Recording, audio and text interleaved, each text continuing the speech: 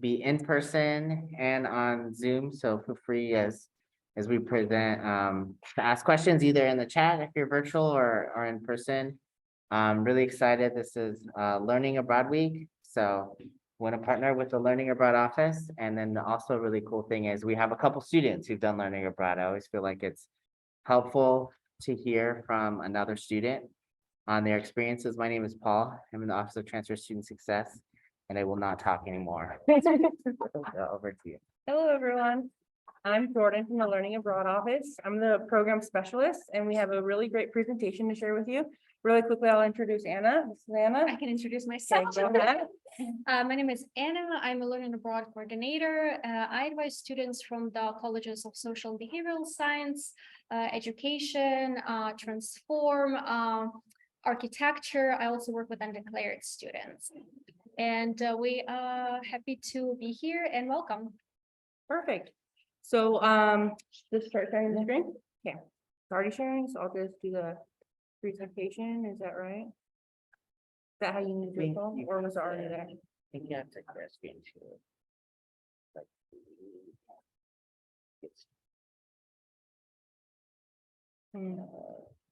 And then. Perfect. Okay. All righty, everyone. Does it look okay, Anna? Well, can you, Oh, yeah, do from the beginning. Right here.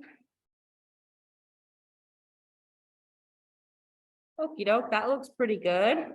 All right, so like we said, we're from the Learning Abroad office. We're in the Union building, Union Room 159. So we're here to support students with the opportunity to learn abroad. And so we say learning abroad because everyone usually calls us study abroad, but when you're out there, you're not just studying, you're learning, you're absorbing other cultures, you're meeting new people, and you're just gaining a really wonderful and meaningful experience that will do more than just book work, right? So some of our reasons to learn abroad, let's go over them. So one would be to make progress towards your graduation, right? Everybody wants to do that. So any program that you do satisfies your international requirement. So that's a really big deal. So if you haven't done that yet, you can do it with this. Or you can complete major or general education requirements. People usually think that you just have to focus on your major, but that's not the case. You can focus on general education requirements. So if you want to take like a writing course that you need or a math course that you need, you can do that abroad. You just have to find the right one. Okay, so you gain a new perspective in your field and major. So a lot of people like to go to like, I don't know, Taiwan for business because they want to see how they do business over there, right? Or they want to go to London to see how it's done all across the world. And they want to get a different perspective because, you know, every country has different ways of doing things and it's good to get an understanding of that. Learn a language. So a lot of students think you have to learn a language. They often say, I don't want to go abroad because I don't want to learn another language or it's too difficult, but you actually don't have to. You can go abroad and a lot of the courses are taught in English. A lot of the people you're going to be with speak English. So don't be intimidated by that. You can speak another language if you want to, but you don't have to. So don't let that stop you. Okay. Achieve your goals. So you don't have to just go abroad just to gain credit. Like, of course, that's the main goal. But say you've always just really loved Japan. You think their culture is really neat, right? Or you've always been like fascinated by Italy. You just want to go to that country. That's a reason enough to go abroad. And then you'll also gain credits while doing that. Or say you really want to focus on fashion, but maybe your major is like, I don't know, math. You can still focus on that while also working towards your math degree, but getting the cultural influence of fashion, but doing math credits. Okay. Enhance your resume. So it's really nice to have that on your resume, right? 1 in 10 students, is it 1 in 10? Students go abroad, and it's nice to say that you're one of those students. And by having that in your resume, you're kind of showing people that you are quick with change and you're able to take, when you're traveling, right, a lot of stuff can go wrong, right? Your flight can get delayed, a lot of mishaps come up. And by doing a learning abroad program, oh, this person can handle a lot. They are ready to take on any type of change that may come their way. So it's a nice little thing to add to your resume. Okay, so we have 4 different types of programs and we're gonna break them down real quick.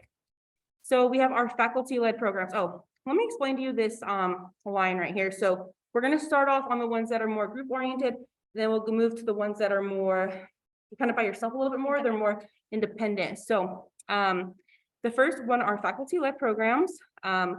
We have quite a few of them, actually. We just added a couple more just recently too, but we have some that are like community engagement in Costa Rica or intensive Spanish in Oviedo, Spain. So there's a lot that focus on different things. A lot of them run in the summer, but they also will run in the spring or fall break. So this is a great option if you want to go abroad, but you don't want to change your track of like for when you're going to graduate.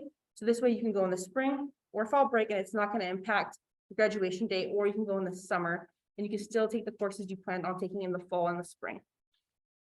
Another nice thing about faculty-led programs is they're ran by a faculty member of the University of Utah. So you're going to be in a group with students that you have known for like almost the entire semester usually.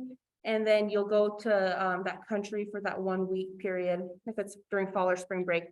But with the faculty-led program, you don't have to transfer your credits back to the University of Utah. It's already a University of Utah course. And oftentimes a lot of scholarships will apply to faculty-led programs because you're going to pay for this program the same way you would with any other class. It's going to be on your tuition bill. Then we have our Utah Asia campus in Incheon, South Korea. So this one's a really fun one because you have a really big course catalog. The classes that are available, there's quite a bit of them, and the specific majors or programs of study are listed on our website. But yeah, Incheon's just like 45 minutes away from South Korea, not South Korea, from Seoul. So the transportation is really great. You're able to really explore the area. You can go for the entire semester. Some students I've seen go, they're like there and they're like, I really love it. And so they extend it and they do another semester. This is a really great opportunity. What's really nice about this one is you pay University of Utah resident tuition. So really great plus. And again, you don't have to transfer your credits back for this program because it's just an addition, an extension of our campus. All right, so affiliate and global internships. So with these, what's the best way to put it? So you need to transfer your credits back to the University of Utah if you do this one, but an affiliate is one of our partner organizations. So it's organizations that provide opportunities, more opportunities for students to go abroad, that we've built a great relationship. The University of Utah trusts them.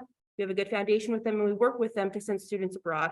So this is a really great option. There are so many programs, it's bananas. So if you need help finding one, let us know because it can be overwhelming when you see the amount of affiliate programs offered. But yeah, you do need to transfer your credits back to the U, but we will help you do that. And another thing, you're going to pay the affiliate the cost of the program. You're not going to pay us. And so you need to keep that in mind. Some scholarships won't transfer over, but some will. So just ask us and we'll help you figure that out. So yeah, a lot of opportunities for students by doing affiliate programs. And I believe our friends here did affiliate programs, right? Oh, faculty-led. Okay, well, I'm jumping ahead. They'll talk about that later. Okay, and so exchange programs. This is kind of like the traditional programs that you kind of see on TV when they're like, oh, and like learning abroad exchange, right? So basically, we kind of swap students in a sense. Like we send students to a Yonsei University, and then they'll send us students. This is a really great opportunity. You also pay in-state resident tuition for this option. And again, you will transfer your credits back to the University of Utah. These programs you're going to have less, I shouldn't say you have less support, but you have a little bit less support than you would with an affiliate program. Affiliate programs are going to do a lot for you. They're going to do they're going to be on staff support. They're going to do like your visas for you, all that kind of stuff. Then exchange program, you're kind of going to be doing a little bit more of that on your own, but it's not a bad thing. You can totally do it. And the Learning Abroad office is here to help you with that. And then what's really nice about an exchange program, sorry, I know I'm kind of talking a lot before Anna needs to go, but with an exchange program, you have the entire course catalog that you can use up. With an affiliate program, it's a little bit more narrowed down. The courses are called business and marketing, and that's the program you take. Versus this, you're an international student basically, and you have the entire course catalog to pick which classes that you want to take. So yeah, I guess that's it on the different types of programs. There's a lot more that goes into it. So if you have specific questions, please come talk to us, but I'll let Anna kind of speak a little bit more. All right, thank you, Jordan. So we will shift our gears a little bit and we will talk about the learning abroad timeline. So usually we tell our students when we meet with them that they have to start researching programs way in advance, usually 1 year to half a year in advance. So let's say this is the fall term for you. So the first step for you will be attending an event. It can be our fall fair. It can be a transfer workshop where you learn about all these great opportunities. Your next step will be completing Learning Abroad 101. So there are two ways to complete this course. We call it a course. So the first way, you can sign up for a Canvas course. It's no credit, no cost course, and you can complete it in like 45 minutes or so. But it will give you a very, very good foundation and understanding of all the programs that we have to offer in our office, deadlines, that is important, as well as scholarship opportunities. So once you complete Learning Abroad 101, and by the way, it is a requirement.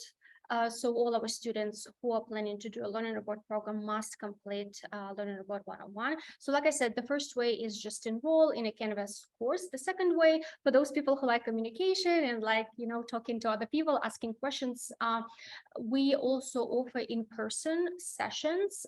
You can find these sessions on our website. So we try to run them at least twice a week, and all these sessions are led by our peer advisors, student peer advisors who completed Learning Abroad program or programs in the past.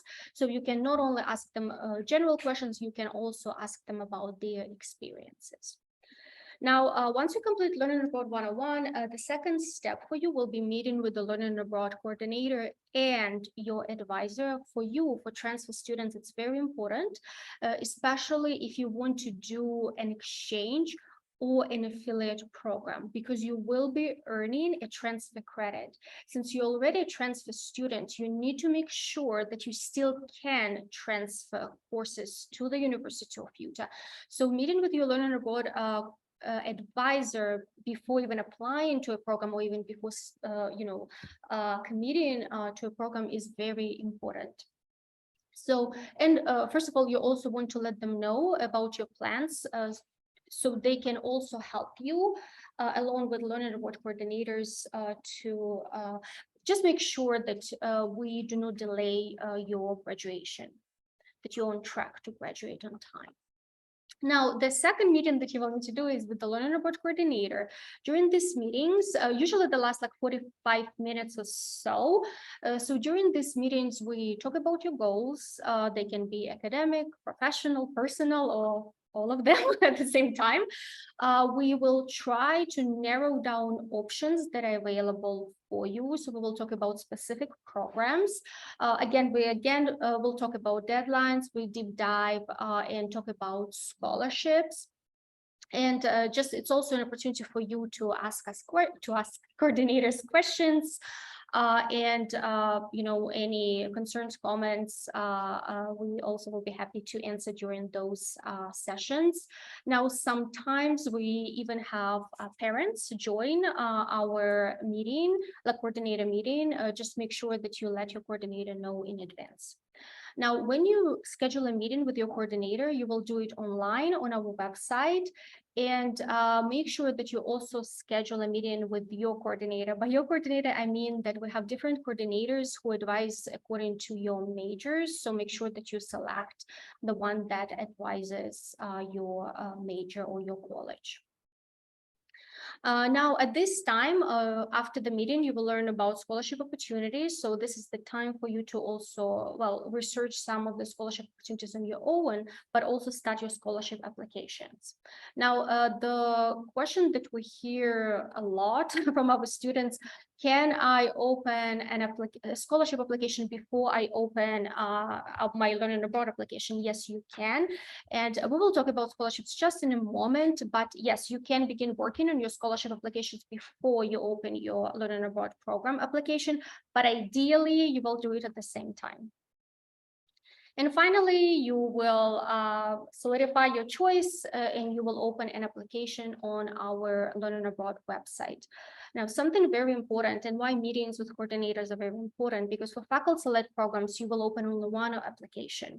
For field-led programs, you will be opening 2 applications. And very often students who jump ahead and they do not meet with coordinators, they have a very unpleasant surprise right before the deadline that they forgot to open another application. So just make sure that you at least try to follow the timeline that we presented to you. And once you apply to the program, you will be waiting for a decision. Once the decision is made, you will commit to the program and you can start preparing for your wonderful Learning Abroad experience. All right. So like I said, start researching, I would say a year in advance will be great, but like maybe 8 months to 6 months in advance. All right. Another question that we get a lot, how affordable these programs are. And to be honest, we cannot even tell an average cost because it all depends on a specific program. For example, if you decide to do a UAC program or an exchange program, it's pretty easy. You will be paying in-state tuition and it will be billed through the University of Utah. But you have to think about costs holistically, meaning that you still have to budget extra, for example, for housing, for airfare, for your personal expenses, for books and things like that. But here we kind of pulled up, and by the way, these numbers are a little bit outdated, but they are still relevant. We will update this soon when we so this program, architecture, design, and planning in Tuscany, it's a faculty-led program, and it runs in the fall for the whole semester. So we still haven't updated this program information. So the numbers that you see right now are from 2019 because we didn't run this program during the pandemic. So if you see our students, if they're doing a faculty-led program, they receive quite a big discount when it comes to tuition and fees. And by the way, this is just a comparison of costs of staying for the whole semester on campus here in Salt Lake City and doing this faculty-led program for the whole semester. So in terms of tuition, it's actually will be cheaper to go and study abroad.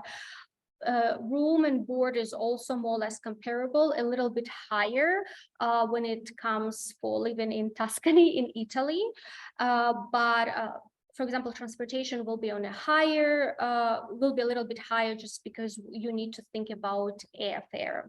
But overall, if you assess all these costs holistically, it will be more or less comparable. Now, with the affiliate programs, again, it all depends where you would like to study. If you want to study in Paris, in France for the whole semester, well, it's the capital, so it will be a little bit more expensive than, let's say, studying in France in a rural area. So when you decide what is your desirable location, you also need to think about costs that come with that location. The favorite topic of everyone, financing and scholarships. There were quite a few scholarships available for our students.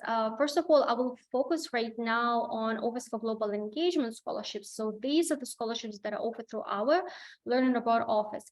But the first step for everyone is asking yourself a question: what scholarships or financial aid I'm receiving right now? Because a lot of those scholarships can be applied to your Learning Abroad program. And Jordan, she mentioned that with affiliate programs, it can be a little bit tricky, but it is possible. We work with our students, we guide our students, and unfortunately, you will need to take an extra step, but it is, for example, working with the Financial Aid and Scholarship Office, but it is still possible to apply some of your scholarships and financial aid to your Learning Abroad program, even if it's an affiliate program.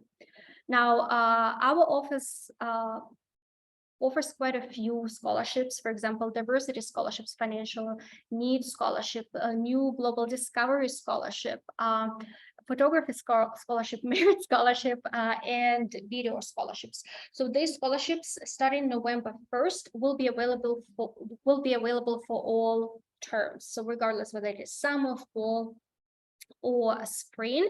So this information is not updated on our website yet, but just remember, after November 1st, all these scholarships will be available for you regardless of a term you're applying for. Now, something that we changed this year, you can apply to all the scholarships that you think you are eligible to apply, but you cannot earn from our office more than $7,500. For example, if you applied to Global Discovery Scholarship, Financial Needs Scholarship, and let's say Photography Scholarship, right? And you were lucky enough to receive all 3 scholarships, well, you will need to choose, unfortunately, whether you want to receive Global Discovery Scholarship or combine Financial Needs Scholarship and Photography Scholarship, because Global Discovery Scholarship the award is $7,500. But all other scholarships are stackable as long as they do not exceed $7,500. I feel like I said it so many times, but at least you will remember this, I hope. But there are other opportunities there were other scholarship opportunities. For example, if you're a recipient of a Pell Grant, then you can apply for Gilman Scholarship. And by the way, in our office, we have a person who advises our students on the application process. They help you with, they certify your applications, and they also help you with essays. So just know that it's available for you. If you think that you would like to work for the government when you graduate, you might want to explore a Boren Scholarship. We also list on our website quite a few external scholarships specific for a learning abroad location. For example, if you're doing an exchange program in Germany, we'll list some of the scholarships that can be applicable for your program, or if you want to study in Japan, same goes for that location. Affiliate programs also offer different scholarships for our students. And finally, we have departmental scholarships. So if you decide to do a faculty-led program, just make sure that you check with the department, because they also offer scholarships for students who are doing faculty-led programs. All right, so this is a little bit outdated because we added quite a few tiles on our website, but still the layout is pretty much the same. So if you want to explore some of the programs that we offer, you will just go to our Learning Abroad at utah.edu website, click search and apply, and there will be a few options for you to narrow down your search. So you can select your field of studies, the term, also location, and things like that. Also, you can choose affordability of the program. For example, if you are looking for the most affordable options, you can select the $1 sign, and it will show you the most affordable options for that specific location. And this is where you will search for scholarships as well. And finally, if you have any questions left, you're always welcome to stop by our office. We're located in the Union Building, room 159.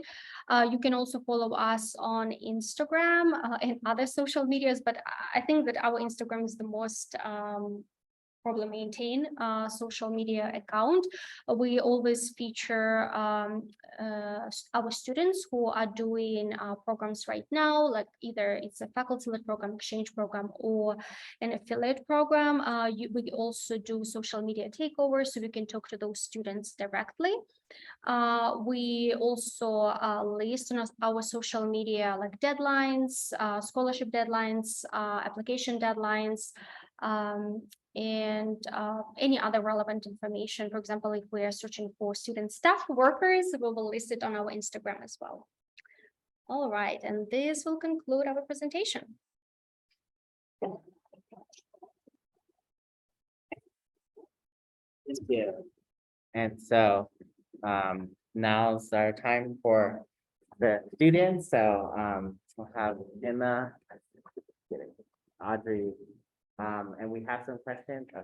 Oh, sorry. Yeah, we'll just go from there and please, we'll have time at the end to also ask questions. So if you want to start off by introducing yourself and then tell us about your learning abroad experience, particularly how you kind of prepared for it and what the process was like. Okay, so I'm Emma McKay. I went to Grenoble, France last July, so July 2022.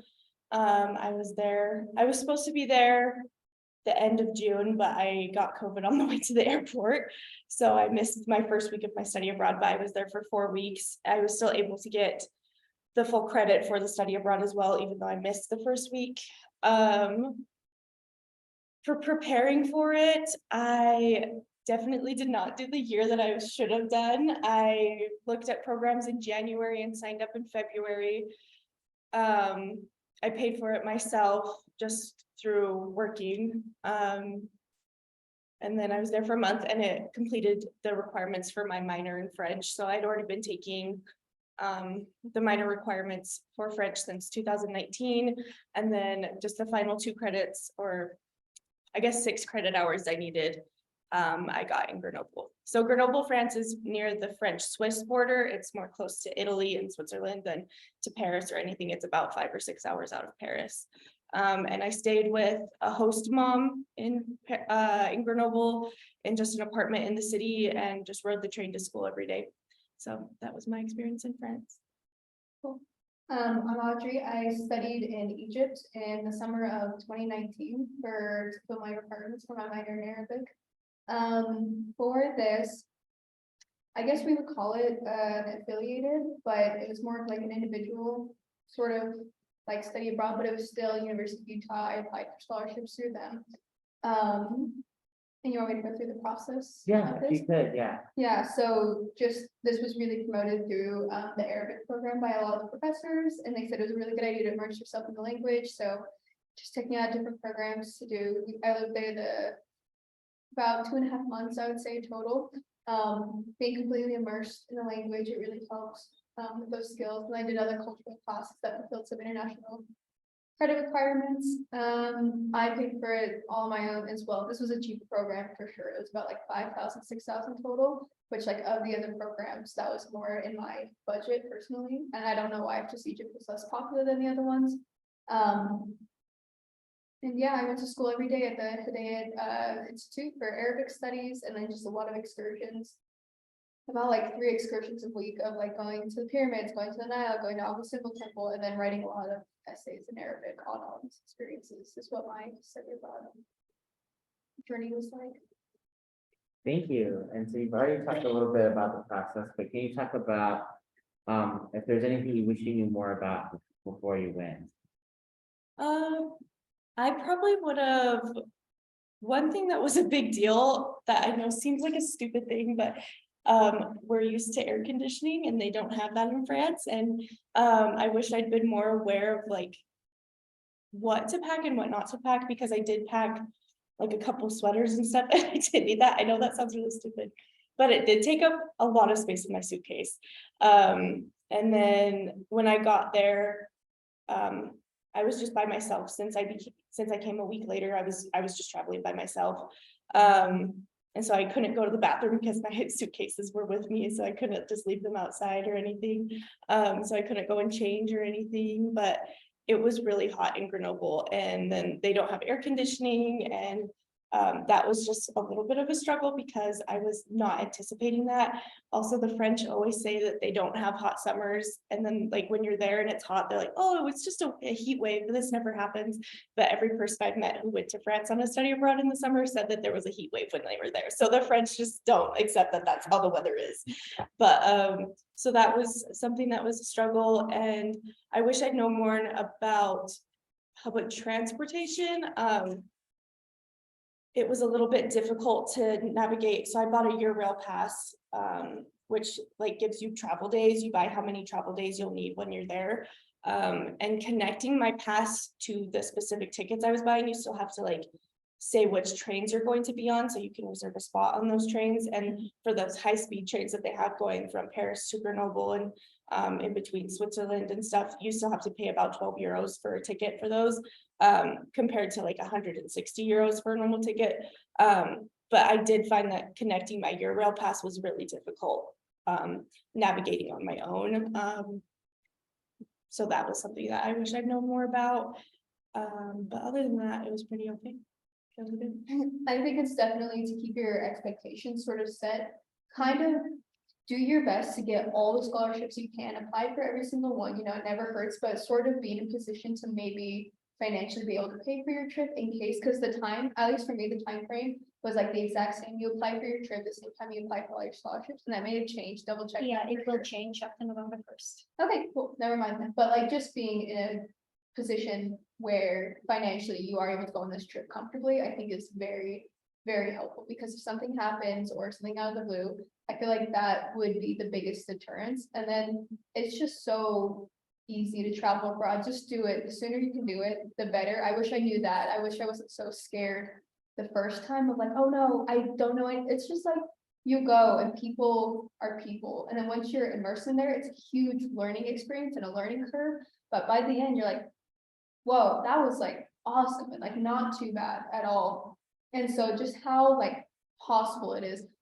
Feasibility, I feel like that is the biggest like deterrent, just make sure you have the money for it, but like everything else, as long as you have like the study abroad office sort of helping you with some things that you're a little bit nervous about, it's a very, very good and valuable experience. And I feel like the sooner you do it, the more enriching it is for your college experience overall. I had like 2 or 3 major changes after studying abroad that like set me on my like permanent path. Now, well, hopefully I'm like a senior now, so hopefully it's permanent. But like the sooner you do it, like the more you learn, like, oh yes, this is what I want in my life, because I was able to diversify my experience in a way that like showed that, oh, that's not for me. I really appreciate this though. I never would have known that unless I was in a really uncomfortable environment for a little bit in a totally new foreign place. And I feel like that's super valuable for any student. Yeah, I totally agree with what Audrey said. I know Audrey from work, so we've been friends for a while, but and it was interesting comparing our study abroad experiences, France and Egypt. Yeah. But yes, I think I had never been outside of the US before I went on my study abroad. So I'd never had to pay, like my flight was $1,700 round trip to get to France and back. But it really was possible. And then I actually got sick for about a month and a half, probably, would you say, Mike? That's my fiance, sorry. But with a tonsil infection, and then the week I was supposed to leave, I started getting better, and then I got COVID. So I couldn't work for like a month and a half before I left very much. But and all these things fell through with paying for it. I was supposed to sell my cello, which is worth $6,000, but we can't get a buyer. And then my tax return is nowhere to be found. But so those kinds of things that I was kind of depending on. I decided that I shouldn't be depending on those, and made sure that I was building up my savings account a lot more than I normally would. And then I had about $1,500 left over to spend in France that month that I was there, with everything else already being paid for.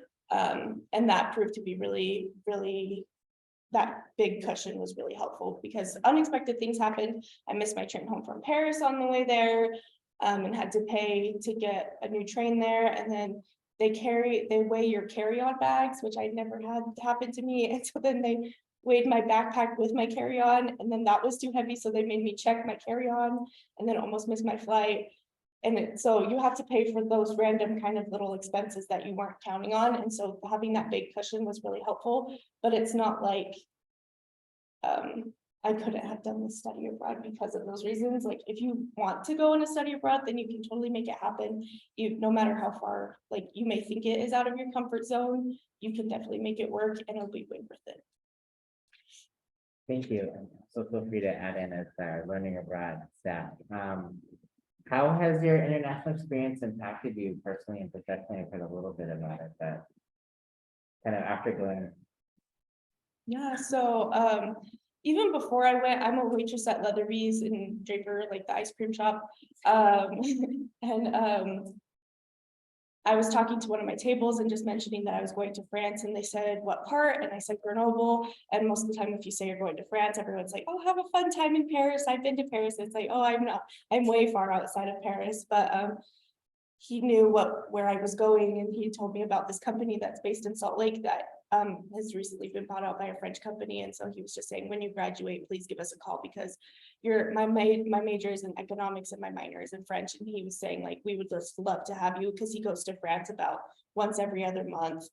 And then I have my finance background, which would be really helpful. So I already kind of have some kind of career track that I can look towards even after I graduate, that I got just because he was saying, like, it's one thing to study a language in Utah, and then another thing to go to France and have that experience in another country where you actually know stuff about France that's not about Paris. And so that is impacted me a lot. And then giving like a global perspective. One thing I was surprised about when I got to France that was kind of a culture shock was how much they paid attention to the United States, and how much my host mom had to say about the United States.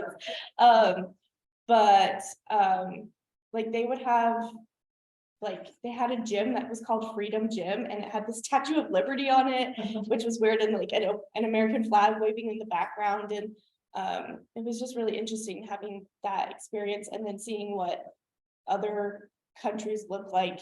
I was there for their Bastille Day, which is their like freedom national holiday.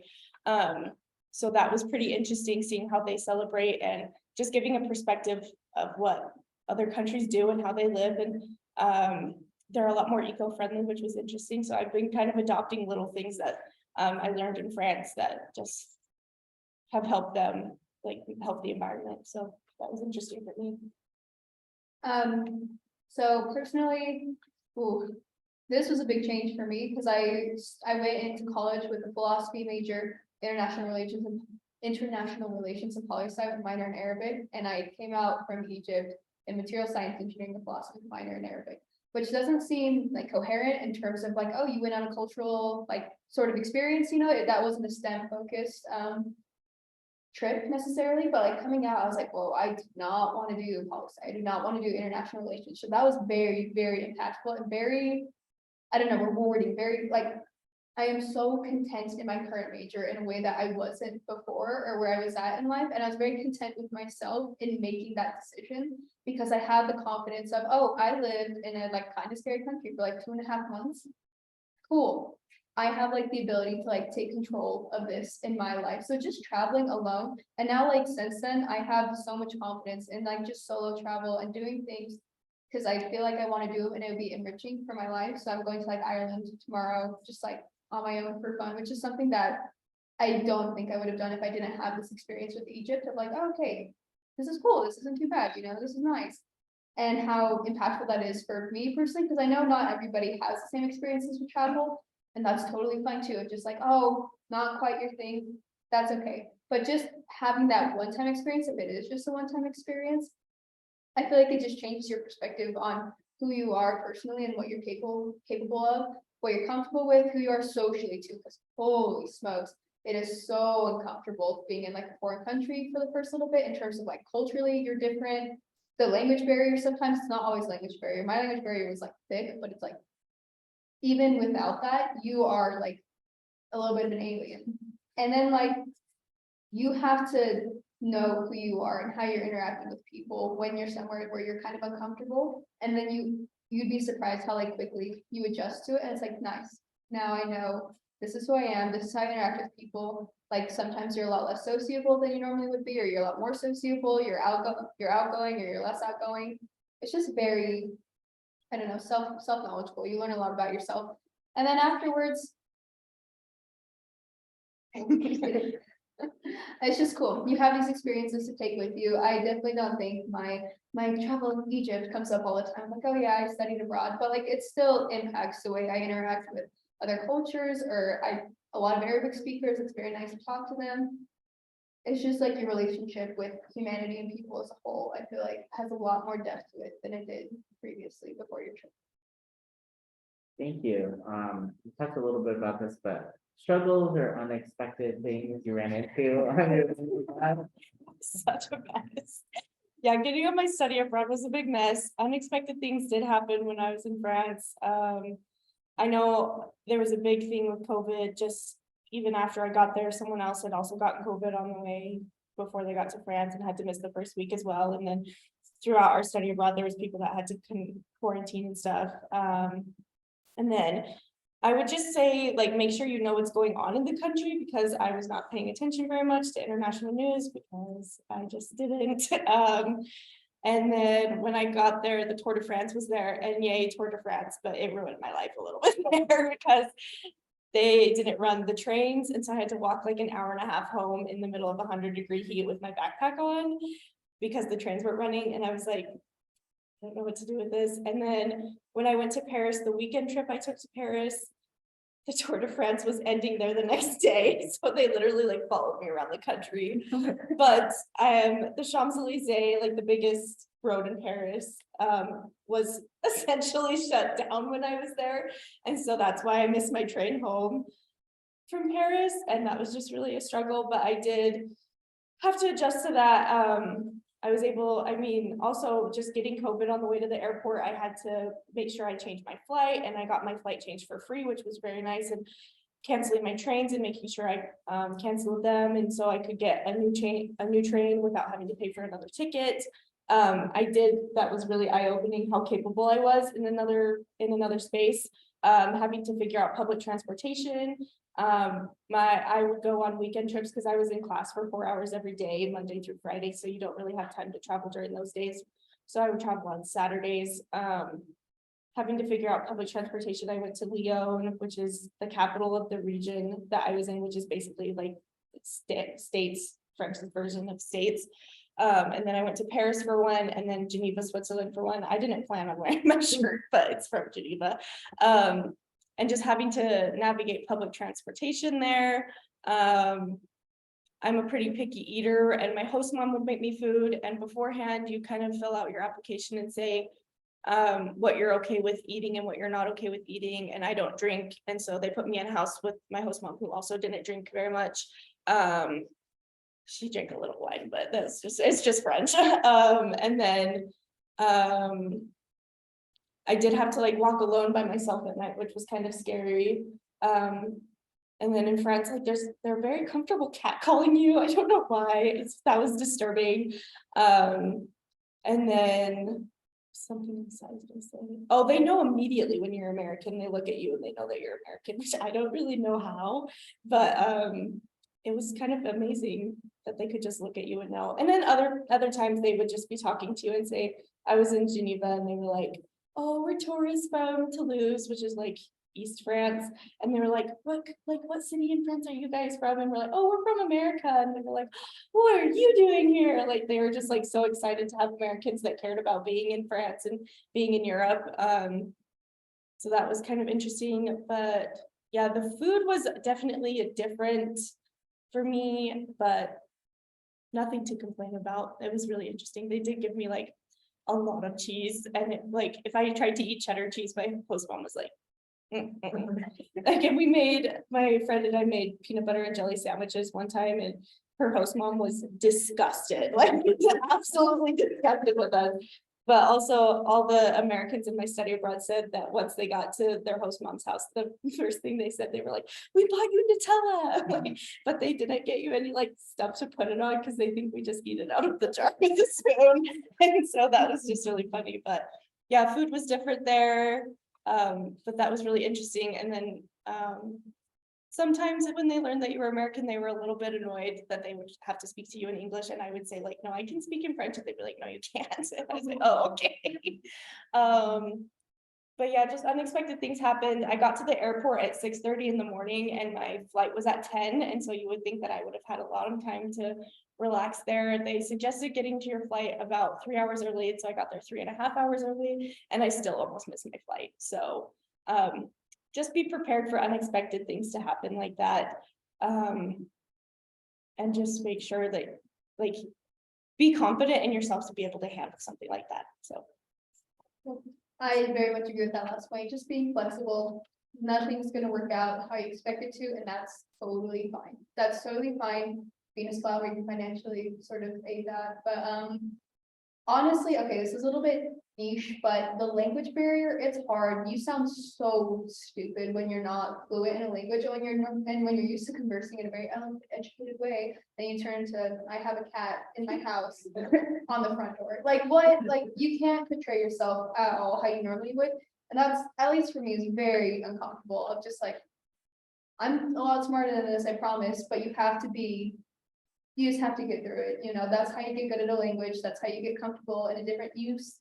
And I guess to make this more applicable to not just language-based study abroad, just being okay with a different culture, being okay sounding stupid sometimes, but being like aware of like, okay, the words I say may not come across how they normally would if I was in America, or if I was somewhere I was comfortable with, and just being susceptible to being dumb a lot. And that's like how you learn. And I feel like at least I'm like good at what I do in school and stuff.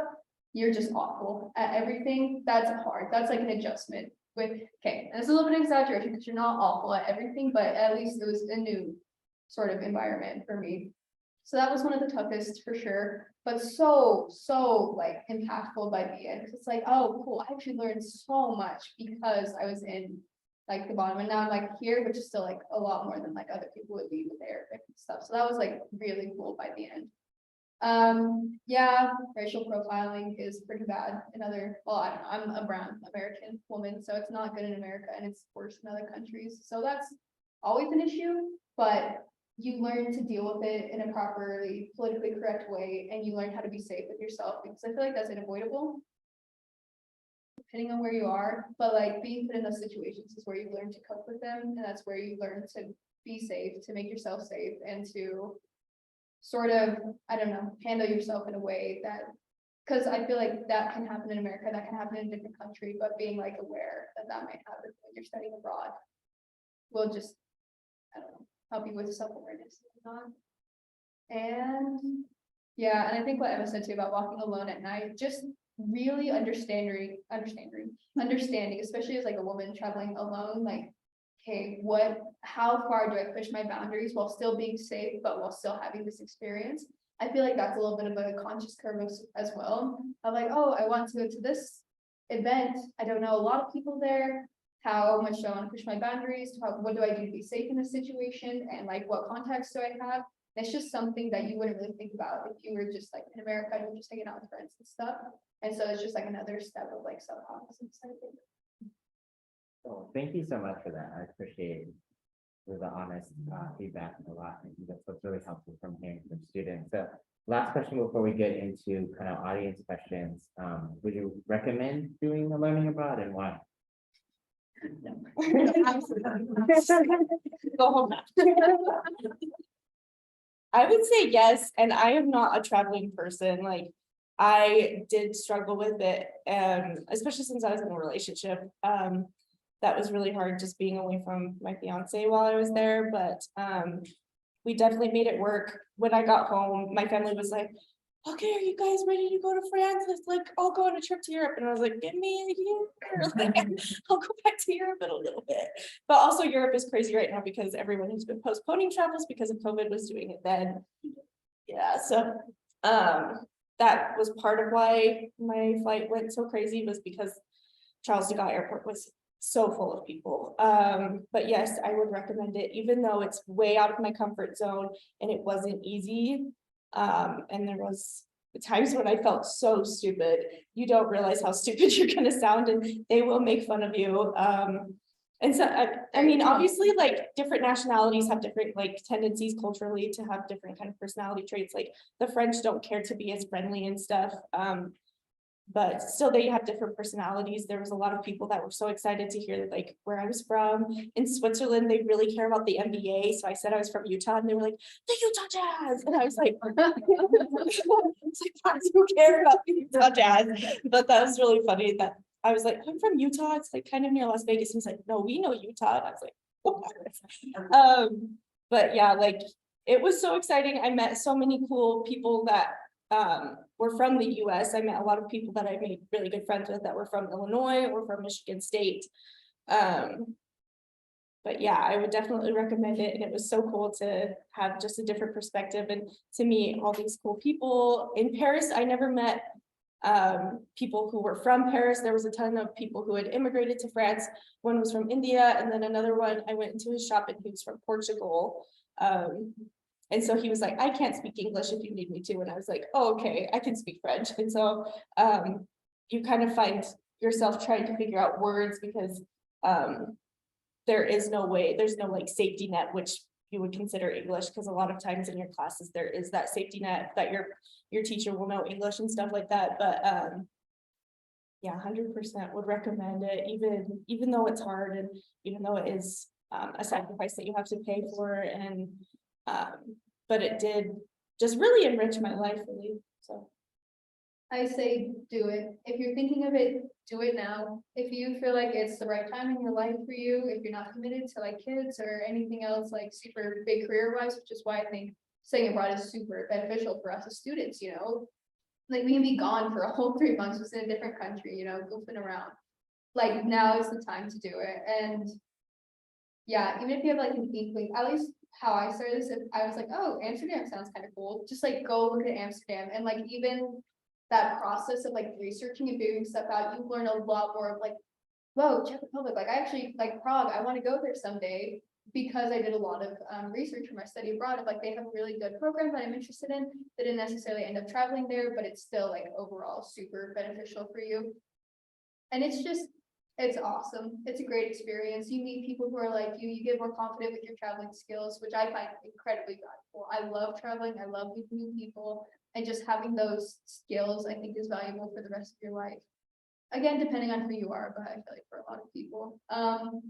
And then you just meet fellow parts of humanity who are like, you're just like traveling alone sometimes. So like going along, doing crazy things. I'm talking to a friend who I studied in Egypt with, who I met there, who's from America.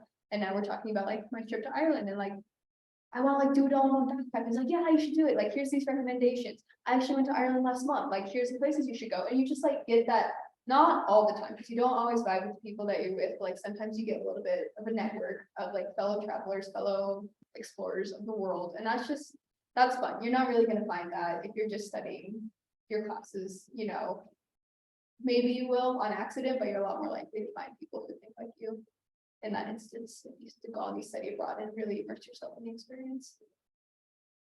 Thank you. So now I will turn over to if anyone has questions for our students or the learning abroad staff about that. So and you can put in the chat as well. Any questions? There's a lot of we talked about. Yeah. Favorite excursion? Oh, goodness. In France, the one time I needed my sweater, we went into a cave, and that was really cool. It was, I don't remember, like there was like a light show inside the cave. It was really interesting. And you like had to crawl out of it, like literally crawl out of it. And then also on that excursion, we went in like to see these castle ruins, and I was like, oh, I was asking the tour guide, I said like, oh, why is this castle in ruins? I bet it's like World War II or something. And he's like, no, after the prince left it in like the 1400s, the town people just started taking things from it. And so all the town's houses have like randomly really fancy windows and stuff because they stole them from the castle. And that is literally why the castle is in ruins. Like it's like six walls that are crumbling apart. So that was just really interesting. But the excursions were totally worth it. They were all really interesting. Pyramids are insane. They are not overrated at all. Those are crazy. The Nile River too, it's just like swimming in the Nile. It's just cool. It's cool. Egypt is old and ancient and thousands of years of history. Just going in there and experiencing like, I don't know, it's bizarre. Any museum that you go to, it's like this rock, like 2,500 years old, and it has a carving on it from someone who lived on it. So that's really cool, and it tells stories. And then the catacombs. There's a cross of a Roman Catholic and Egyptian. This was from like Cleopatra to who is yes, thank you, Mark Anthony. This is like during that like cross-looking period, so that was kind of cool. We saw some hieroglyphics where they had like the Roman Catholic armor and stuff on the hieroglyphics, like great. Like, yeah, this is like an insane anthropological find to see that crossover culture, like in real time. In these catacombs in Egypt, like that's so neat. We had a question in the chat about, for the learning abroad staff. I have it, so if you joined via Zoom, you had to sign in, so I'll have your contact info. And then, we'll sign in, for people in person, so. So to answer this question, these slides are actually in Learning Abroad 101. So if you go to our website, and you enroll in Learning Abroad 101, it's an online Canvas course, and everything we just discussed is in that course. And you can always refer back to that whenever you need information. And then to schedule an appointment, that's actually also at the end of Learning Abroad 101, or it's also on the first page of our website under where it says Meet with the Coordinator. We can reduce the cost if we have family from the other country, for example, residence costs. So usually when you do a program, you are required to stay in certain housing. Like if you do an exchange program, I know when we have our exchange students come here, we make sure that they are in a certain housing so that they're getting certain experiences. But what would you say to that, Anna? Yeah. Are they allowed to stay with other Usually family? not. Yeah, usually not. Usually you do need to stay with the housing that they have assigned for you. So can talk about it, but. usually Yeah. not. It's not a hard no, it's worth talking Yeah. about, but usually, but you can definitely come ask us, and it depends on the program, depends on the country, stuff like that. You're welcome. Thank you, Gabriel. Then, any other questions, either, people in Zoom or in person? And then I don't know if there's anything you wanted to address. I did pull the questions of people who RSVP'd. Okay, so some of the questions that were asked for the RSVP, one, how can we make it affordable? So that's with our scholarships, definitely looking at the scholarships. Let's talk about all the resources. Meet with the Learning Abroad coordinator, so we can also discuss all the options that are available for you. Cost varies per program, so just explore the brochure page for each program. The brochure and the budget is usually linked on each program. So if you don't see it, just keep searching because it's there somewhere. Because a lot of students are like, what's the cost of this? Well, click this link and you find it. So just keep searching, okay? But if you really can't find it, please come talk to us. Anna already touched base on a lot of the scholarships. And your colleges often have major have scholarships too. So you can look into like the College of Humanities, for example. They sometimes have scholarships for people that are doing something international. Well, that's a really cool one. So come talk to us We have about a that. special page is called Other UOB Scholarships, so you can check it out on our website. And then someone says, like, how does it all work? Do you move to different places or is it temporary visit? So usually you are going to stay in the same spot. There are certain affiliate programs actually where you could do like kind of blocks. You can like kind of do chunks. So like first little 3 weeks there, 3 weeks there. So it all just depends based off the program. If you want to find a specific program like that, you can try to search in like keywords like block is like a good keyword, I guess. I don't know, or you can just come into the office. For example, if you want to study in France and let's say, well, I don't know, Great Britain, you will just search by selecting Great Britain and France. And then make sure you go, if you're doing like an affiliate program, make sure you go on their website too to search because sometimes they have a lot of different programs and depending on the program, sometimes we can offer it here, but only if it's an approved affiliate partner, but that's something to discuss with us. Are all fields of study accepted? Yeah, so every single program, we can find something for you. I don't know if we promise, but we're like for sure, we'll do our best to find something for you. So a lot of people like that are education majors, for example, like I had a student that said, oh, I'm part of education program, like there's nothing for me. Well, you know what? I just found out the other day that the University of Minnesota has a great one where you can teach students in France. So really cool opportunity. Yeah, so don't say no until you talk to us. Are there any programs for Germany that are shorter than the half summer language immersion program? So that intensive German is going to be the shortest we have, I would imagine. I can't think of anything else. Can you? Shorter than what? The intensive Germany program in the summer, the half summer program. They might want to look into some of the affiliate programs, Mhm. because sometimes they have like different sessions, session 1, session 2, and session 3, or the combination of all 3 sessions. So if you are looking for a shorter program, you might want to choose only one session, and it's usually like 4 weeks.